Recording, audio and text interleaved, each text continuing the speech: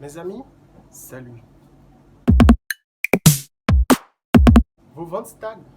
Le même produit depuis des mois, des années. Peut-être que votre produit est arrivé à maturité.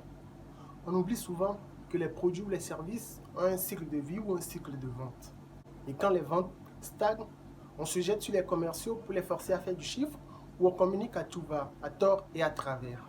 Le cycle de vie d'un produit ou d'un service, ce sont toutes les étapes que passe le produit ou le service au cours du temps. Le produit est conçu, le produit naît, le produit vieillit et parfois le produit disparaît du marché.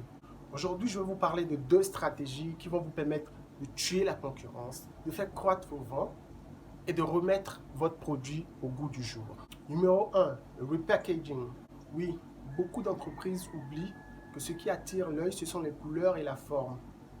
Au moment du premier lancement, tout a été pensé avec le concept du moment, de la période.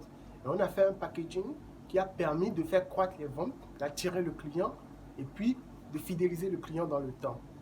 Mais justement, ce temps est révolu. Les tendances ont changé et cette même génération qui avait adopté votre produit au premier abord, veut voir autre chose et vous devez aussi inclure cette nouvelle génération qui s'adapte avec la tendance du moment. Donc, remettez votre format au goût du jour. Je parle de la taille, je parle de la couleur, je parle de la forme. Bref, tout ce qui fera qu'on croira que c'est un nouveau produit qui est mis sur le marché, alors que c'est toujours l'ancien produit, c'est toujours l'autre produit que juste vous avez lifté. Prenez l'exemple du sucre, du yaourt, du chocolat, des boissons. Ils sont toujours dans le packaging. Ils essaient toujours d'adapter leur contenant, de varier les formes, de varier les couleurs pour pouvoir être toujours dynamique sur le marché. Vous devez en faire autant. Bien sûr, réfléchissez à demain. Vous devez faire quelque chose qui va durer dans le temps parce que c'est un investissement que vous faites. Changer tout cela, c'est un investissement, ça a un coût. Donc, réfléchissez à quelque chose qui va durer dans le temps tout en étant dynamique. Deuxième stratégie, produit d'appel ou 2 en 1. Tout le monde connaît cela, surtout les supermarchés, les grandes surfaces. Ils sont très forts dans cela. Aujourd'hui, si vous avez un ancien produit et que vous voulez le faire vendre le plus vite possible, il suffit de faire la stratégie du 2 en 1.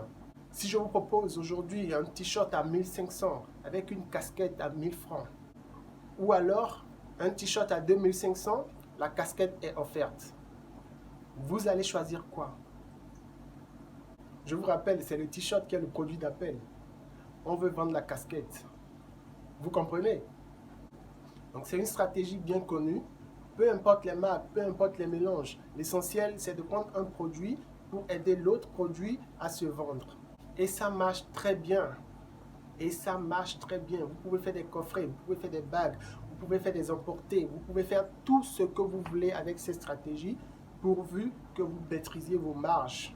Parce que vous êtes là pour faire de l'argent. Donc n'oubliez pas. Voilà, donc ces 2 stratégies sont surtout adaptées, je vous le rappelle, à des produits qui sont arrivés à maturité. Donc, si vos produits ou services, vous les avez utilisés depuis longtemps, dans le temps, et que vous voyez que ça ne se vend plus, vous pouvez essayer ces 2 stratégies pour pouvoir créer encore une nouvelle dynamique dans vos ventes. Voilà ce que j'ai pour vous aujourd'hui. Si vous avez d'autres stratégies, je vous invite à m'en parler dans les commentaires et nous allons en discuter. Merci de vous abonner, merci de partager la vidéo.